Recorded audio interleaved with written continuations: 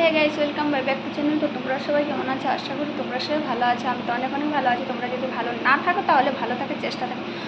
তো চলো, আজকে যে আমি ব্লগটা বানাতে যাচ্ছি সেটা হলো একটা রেসিপি, যেটা হচ্ছে মিক্স ভেজ।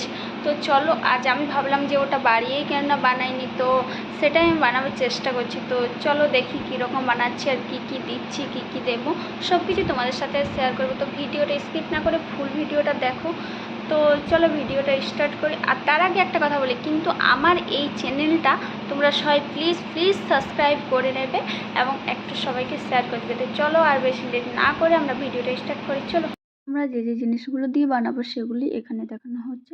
তারপর দিদি খুব ভালোভাবে এগুলো কেটে দিল। আমরা যে যে জিনিসগুলো দিয়ে বানাবো, কাঁচকলা, কুমড়া, টমেটো, বরবটি, মূলো, তারপর আছে পোস্ত, পোস্ত আছে, এখানে আছে কাঁচকলা। খুব সুন্দরভাবে দিদি বানিয়েছে। এবার পেঁয়াজ, তারপর আমরা কড়াতে তেল এখানে তেল নিয়ে নিয়েছি। এখানে আমরা সব কিছু হয়ে নিয়েছি। এখানে কলাগুলো ভাজা হচ্ছে, ভাজা হয়ে গেল, তারপর ওগুলোকে নামিয়ে নিলাম।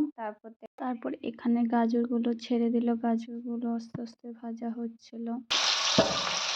তারপর এখানে কুমড়োটাকে খুব ভালোভাবে ভেজে নিলাম আমরা। এখানে ভাজা হয়ে গেল। তারপর এখানে দেখো, এখানে নামানো হচ্ছে। তারপর এইদিকে পোস্ত দিতে হবে, তাই পোস্তটাকে আমরা খুব ভালোভাবে ভিজিয়ে নিয়েছি। এখানে কাজু বাদাম আছে। তারপর এখানে যে আমরা মশলাটা দেব সেটাকেও মিক্স করতে হবে।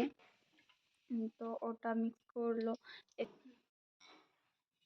বরবটিগুলো ভেজে নিল। সব কিছু ভাজা হওয়ার পর আমি একটু দেখাচ্ছি। এখানে সব কিছু ভাজা হলো। আর এখানে যে আমি তোমাদেরকে বললাম যে সব কিছু এখানে মশলাগুলো রেডি করা হয়ে গেছে। এখানে পেঁয়াজ, আদা, রসুন, হলুদ, পাঁচফোড়ন, সব কিছু অলরেডি রেডি হয়ে গেছে। তারপরে এখানে সব ভাজার পরে এখানে তেল দিয়ে দিল, পাঁচফোড়ন দিল, পেঁয়াজ দিল।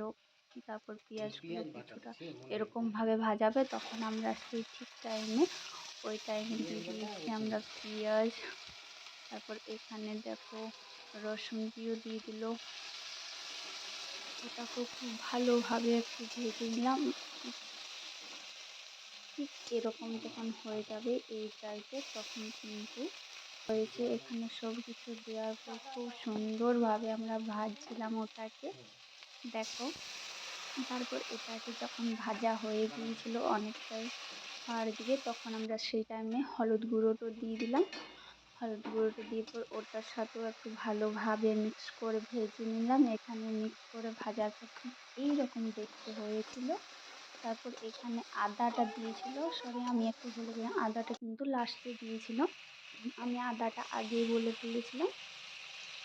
তো তারপর সব কিছু দিয়ে খুব ভালোভাবে ভাজছিল। এখন কিন্তু এখানে ভেজে নিচ্ছে। তারপর এখানে চিনি দিয়ে দিল। 1 চামচের পরে আমরা চিনি দিয়েছিলাম। যেমন তোমরা করবে সেরকমভাবেই কিন্তু তোমরা দেবে চিনি। তারপরে চিনিটা দেওয়া হয়ে গেল।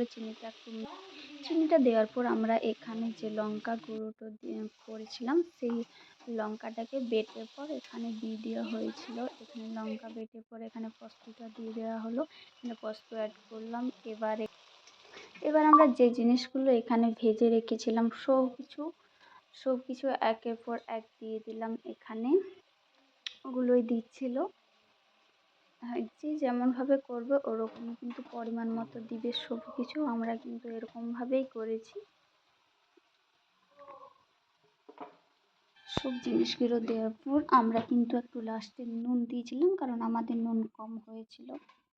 তারপর নাড়ার পর আমাদের যে কালারটা এসেছিলো খুব সুন্দর হয়েছিল। কিন্তু আমার তো খুব ভালো লেগেছে, জানি না তোমাদের কেমন লেগেছে। তো ভিডিওটা যদি ভালো লাগে তাহলে লাইক, কমেন্ট, সাবস্ক্রাইব করে দিও। ওকে, বাই বাই। নেক্সট ভিডিওতে দেখা হচ্ছে।